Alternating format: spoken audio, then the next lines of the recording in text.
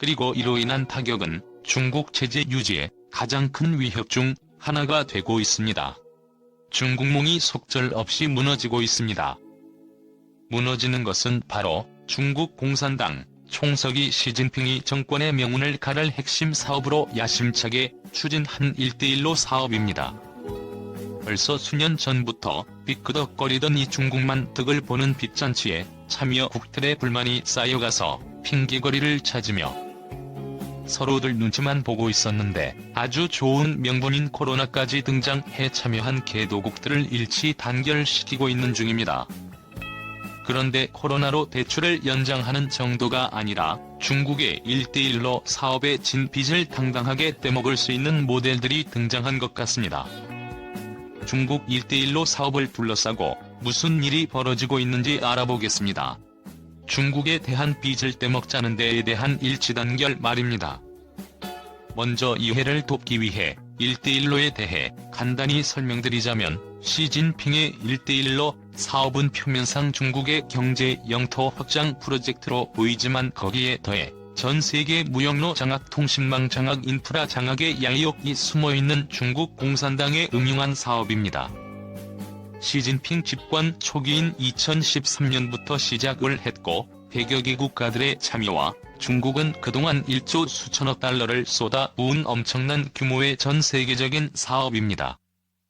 구체적으로는 도로, 철도, 다리를 연결하고 항만을 지어 뱃길을 정비하고 발전소와 대인건설, 석유 파이프라인 등을 짓는 초대형 인프라 사업입니다. 오늘 호주 연방정부가 주정부의 중국 1:1로 사업 참여를 저지하기 위해 팔을 걷어붙였다는 소식이 전해졌습니다. 중국을 검열하지 않았지만 1:1로 사업에 찬성한 정권이 없었다는 점을 강조하며 주정부나 대학 기업들이 정부의 허가를 받지 않고 추진한 인프라, 무역, 관광, 연구, 협력 사업 등의 계약을 백지화할 수 있도록 하는 법안을 추진한 것이죠. 이 법안은 여야 막론하고 지지를 받고 있어서 무난히 통과될 전망이라고 합니다. 중국과의 1:1로 사업이 바로 백화할 계약의 타겟입니다. 호주는 최근 중국과 코로나 책임론을 두고 중국이 무역 제재를 가하는 등 분쟁을 하고 있는데요. 모리슨 총리의 현 호주 정부는 과거 친중 정부 때 벌인 중국과의 커넥션을 모조리 끊어버릴 참입니다. 호주가 지금은 중국과 척을 지고 있지만 중국 입장에서 자원과 식량 부국인 호주는 아주 중요한 사업 파트너입니다.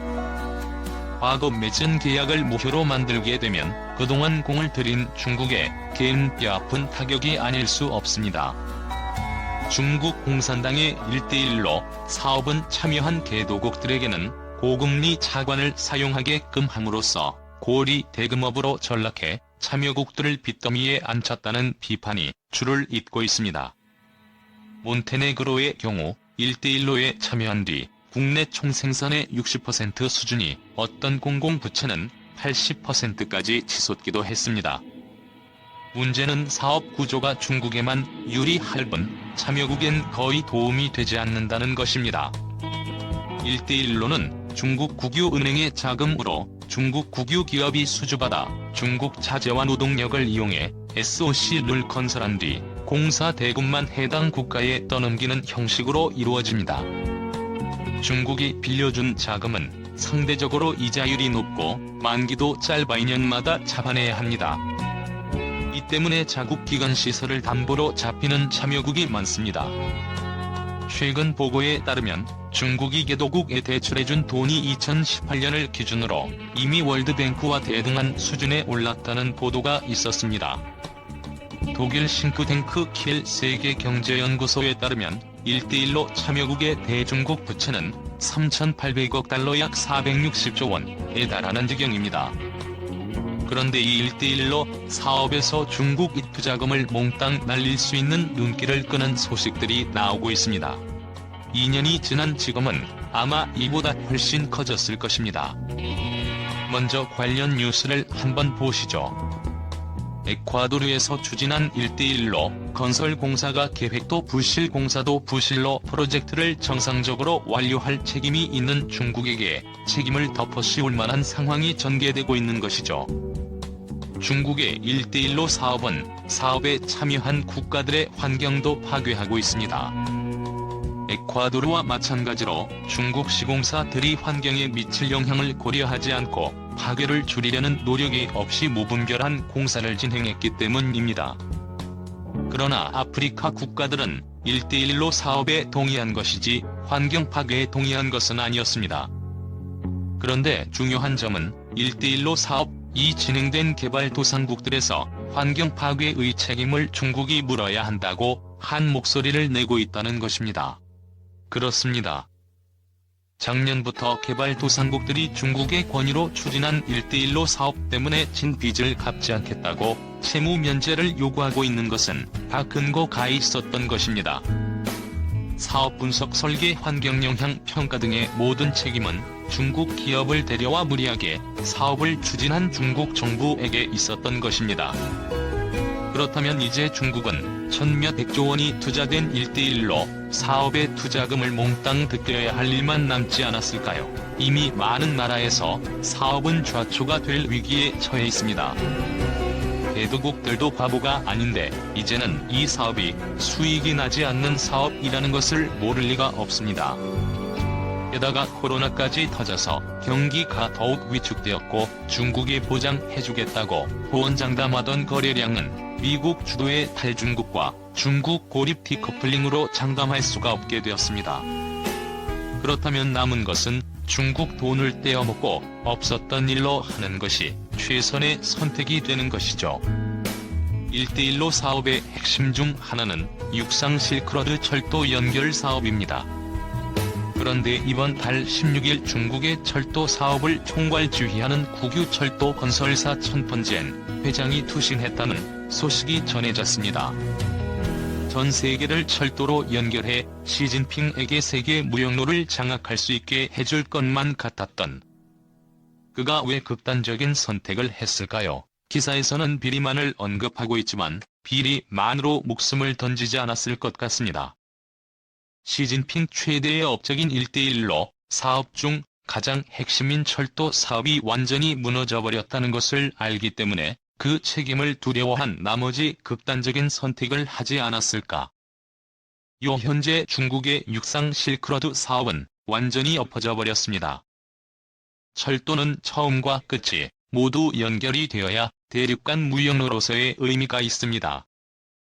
그런데 중국이 추진한 철도 연결 사업은 군데군데 끊겨있는 곳들이 천지입니다. 그런데 중요한 것은 이 끊어진 연결이 언제 연결될지 알 수 없는 기약 없는 공사가 되어버렸다는 것이죠. 국경을 넘어가면서 해당 국가 내의 여러 분쟁에 휘말려 공사를 진행하지 못하거나 추진할 수 없는 경우가 비일비재한 상황인 것입니다. 그래서 중국의 철도왕은 극단적인 선택을 할 수밖에 없지 않았을까. 상식적으로 잘나가는 국영기업의 회장이 극단적인 선택을 한다는 것은 이해할 수가 없습니다. 철도왕의 비극은 중국의 육상 1대1로 사업이 폭망에 폭망을 거듭하고 있었다는 것을 입증해주는 증거입니다. 중국 철도왕은 자신이 벌려놓은 것을 절대로 수습하거나 주워 담을 수 없을 정도로 엉망이 되어 있었다는 사실에 제대로 잠도 자지 못했을 것 같습니다. 이미 2년여 전부터 중국의 고속철도 사업은 부채 철도로 천문학적인 빚이 쌓여 있다는 것은 공공연한 사실이었습니다. 오죽하면 중국 고속철이 시속 350km로 달리는 게 아니라 부채가 시속 350km로 달린다는 말이 나왔겠습니까? 이 모든 정황들은 중국의 1대1로 사업이 되살릴 수 없을 정도로 망가져버렸다는 추론에 반론할 여지를 주지 않고 있다는 것이 명백합니다. 중국을 빨기로 유명한 경제 전문 방송들에서 조차 중국 기업들이 중국 정부가 추진한 1대1로 사업의 부실을 그대로 떠안아 수백억 부도 위기에 처했다는 소식을 전하고 있었습니다. 그동안 1대1로 사업을 진행하면서 암묵적 보증을 해줬던 중국 정부가 이제는 나몰라라 외면하고 있기 때문이라는 것입니다. 이제 육상 실크로드가 망가진 지금 해상 실크로드 사업도 망가질 위기에 처했습니다. 그것은 바로 미국이 중국의 해상 깡패짓을 더 이상 묵과하지 않기 때문입니다. 남중국 해가 내 거다라며 콘크리트를 부어 인공섬들을 만든 중국의 기업과 개인의 강력한 제재를 부과하고 정찰기를 띄워 이곳에서 전쟁의 긴장이 고조되고 있습니다. 전쟁으로 이어질 위기보다는 중국의 해상 실크로드에 참여할 경제 주체들이 없을 것이기 때문입니다. 육상에 이어 해상 실크로드도 끝났다고 복창해야 합니다. 중국은 인도양과 태평양에 여러 항만들을 만들어 이들 항만이 새로운 무역로 거점이 되길 희망하고 있지만 중국이 건설한 이 항만을 이용하는 기업들은 미국의 세컨더리 보이콧 명단에 오르게 될 것입니다. 중국은 군사적 긴장보다 1대1로 거점의 경제적 타격이 더 큰 위기를 초래하게 될 것입니다. 중국 공산당 시진핑 정권이 야심차게 추진한 중국몽 1대1로 사업이 그야말로 속절없이 추락하고 있습니다. 게다가 개도국에게 빌려준 돈은 영원히 받을 수 없게 될 것입니다. 완전한 붕괴 직전에 내몰린 상황입니다. 물론 가까운 미래에 현재의 중국이라는 나라가 있지 않을 가능성이 높기 때문에 개도국들은 돈을 갚아야 할 주체도 없어질 것 같지만 말입니다. 중국 경제의 10분의 1 정도에 해당되는 엄청난 규모입니다. 여기에 투자한 돈이 무려 천몇백조 원입니다. 과연 1대1로 사업의 좌초를 시진핑 정권은 감당할 수 있을까요? 중국백을 믿고 있는 한국 공산당도 1대1로 사업의 몰락과 함께 몰락하길 기대해보겠습니다.